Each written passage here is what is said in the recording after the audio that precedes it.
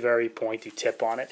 And the design of this knife was not as a weapon. The design of this knife was for a tool specifically, and you can kind of see that as it's played out. The grind, let's get to some of the specifics on it. The grind on it is a convex grind, and a convex grind is really bullet shape, if you want to call it that. So you start thick at the top, and you come out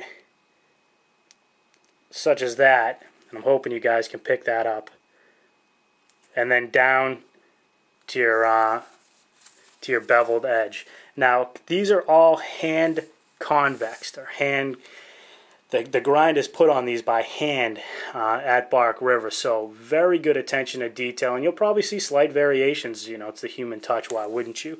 And I got to admit, I am not the best sharpener of a convex grind yet. This is the only convex grind knife I have. I've gotten pretty good with a full flat grind, a flat grind, a hollow grind, saber grind, chisel grind, as well as the Scandi grind on the Mora knives. But this convex grind is a little bit different, and I may shoot a sharpening video on it when I feel like I've got enough expertise doing it. There's some great videos out there on how to do it, but what I want to try to do is sort of feel my way through it, and then maybe share with you guys who maybe have similar not trouble with it, but challenges with putting just the right edge that you want to put on it.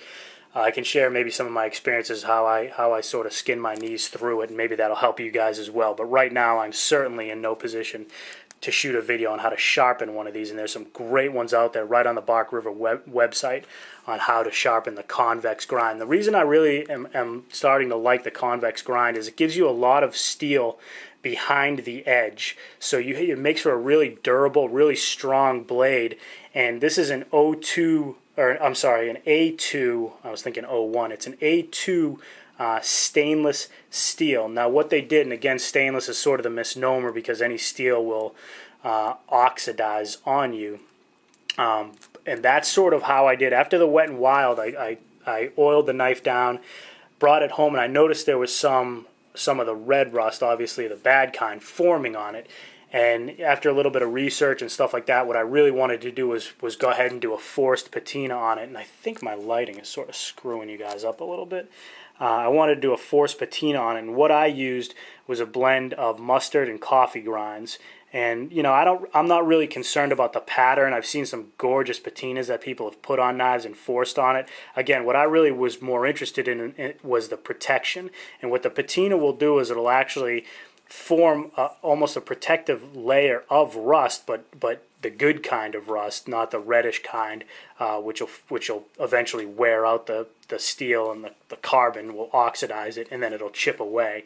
But this will actually protect the knife from that oxidation. So that's why I went ahead and forced the patina on it by design. Now, you can take this off with like a jewelry cleaner and things like that, but again, I'm going to leave it on there, and hopefully through proper maintenance and through time, the patina will just enhance itself and protect this knife even more. So again, some really cool patinas out there that people put on it. It's pretty much like an art form. And again, I didn't go for the look on it, but Mustard will put that sort of tiger stripe look on it. And of course, I use the only mustard known to man, the golden spicy brown. Word. But anyway, back to the knife. Again, you guys have seen this in use in a couple of my videos now. I've batoned with it, done a lot of feather sticks with it, fire making, sort of all of the above. Attempted some shelter craft in the Wet and Wild video, but I didn't have the right materials in that video. I would have had to take down way too many live trees in that area, and I just wasn't up for that. So again, I have had this knife out in use.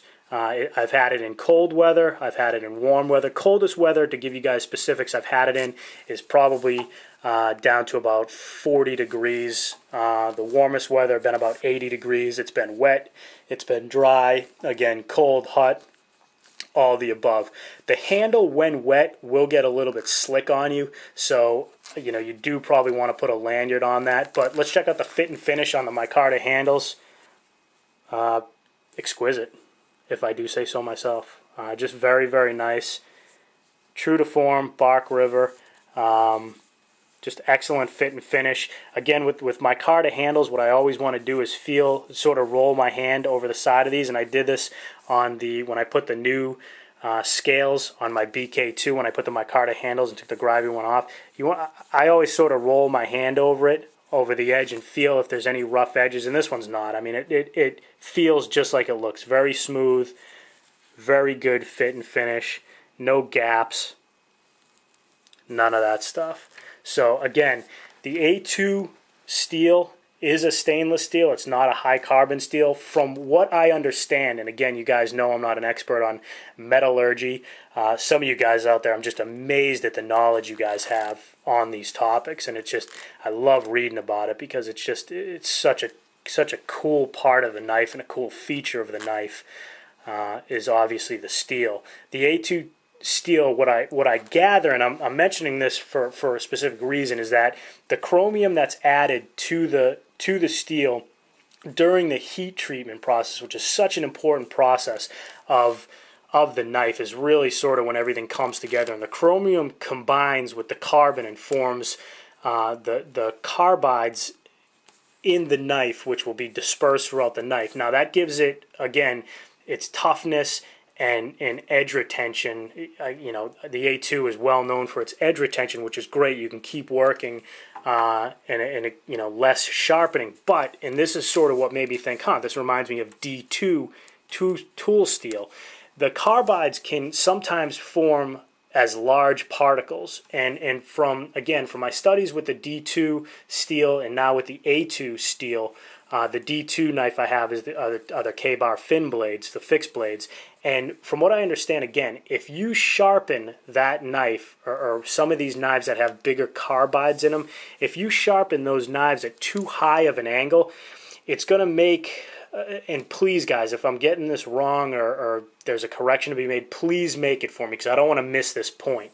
The carbides will chip out on you because, again, they're just too big to hold a real thin edge for you. So I think that's why a lot of hollow ground knives and stuff you see are an Aus-8 steel or something along those lines, whereas these knives, the stainless, you won't see these sharpened to that razor point on it. Sorry about hitting the camera.